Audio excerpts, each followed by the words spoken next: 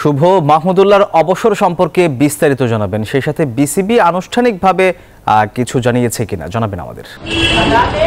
ধন্যবাদ আপনাকে সোহাগ। মাহমুদুল্লাহ অবসরের গুঞ্জনটা গতকালই ছিল, আজ সকালে আমরা নিশ্চিত হতে পেরেছি মাহমুদুল্লাহ ভারত সিরিজে কিন্তু তার শেষ হচ্ছে। 149টির মধ্যে টি-20তে ম্যাচ খেলেছেন, রিয়াদের উপরে রান করেছেন মাহমুদুল্লাহ। রিয়াদ আমরা শুরু থেকে বলছিলাম যে যখন তার প্র্যাকটিস দেখছিলাম ব্যাটে বল লাগছিল না, মাহমুদুল্লাহ রিয়াদকে আমরা সাইলেন্ট কিলার বললেও তাকে কিন্তু নেটে সেভাবে এটা দেখতে পাই নাই। একাধিকবার তিনি বল মিস করেছেন, তার যে প্রিয় শটগুলো সেগুলো তিনি খেলতে পারেননি। পরে তিনি কিন্তু তার ঘোষণা আসলো এবং মাহমুদুল্লাহ রিয়াদ নিজ থেকে বিসিবিকে একটি মেসেজ পাঠিয়েছে, তিনি এই ভারত সিরিজ থেকে অবসর নিতে চান, সেটি হচ্ছে। এবং দিল্লিতে যে ম্যাচটি রয়েছে 12 তারিখে, যে ম্যাচটি হায়দ্রাবাদে রয়েছে 12 তারিখে, দিল্লিতে 9 তারিখে ম্যাচ, সেই ম্যাচের পরে তিনি ক্রিকেট কর্তা টি-20 গুড বাই বলবেন।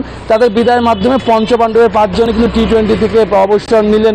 শুরুটা করেছিলেন তামিম ইকবাল, তারপরে মুশফিকুর রহিম, তারপর মাহমুদুল্লাহ, তারপরে সাকিব, মাশরাফি। 2016 সালেই সবার আগেই নিয়েছিলেন।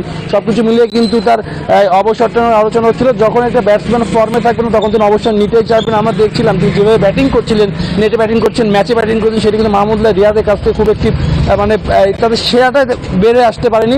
সাইলেন্ট কিলার বলা হয়, তিনি একাতে অনেক ম্যাচ জিতিয়েছেন, অনেক ভালো ভালো ম্যাচ জেতাতে এবং দলের যে অবদান রেখেছেন, দলের ক্যাপ্টেন্সি করছেন, সেই রিয়াদের কিন্তু ইতি করছে ভারত সিরিজে। সাকিব টেস্ট ছাড়ার পর মাহমুদুল্লাহ টি-20 ছাড়ছেন এই ভারতেই।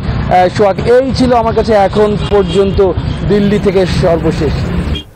এনজিওর কিস্তি প্রথমবার বিকাশ পেমেন্ট করলেই 20 টাকা ইনস্ট্যান্ট ক্যাশব্যাক।